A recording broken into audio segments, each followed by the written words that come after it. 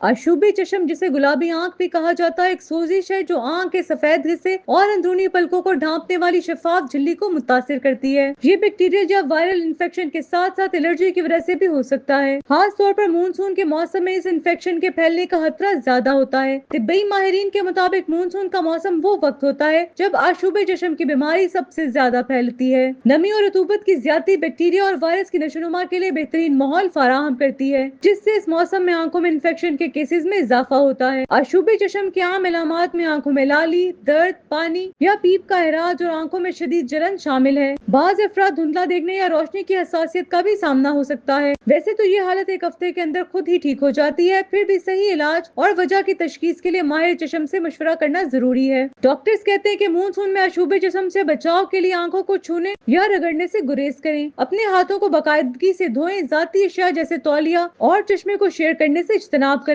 बाहर निकलते वक्त हिफाजती चश्मा पहने, कॉन्टेक्ट लेंस का इस्तेमाल करते वक्त मुनासिब हिफ्ज़ान सेहत बरकरार रखें।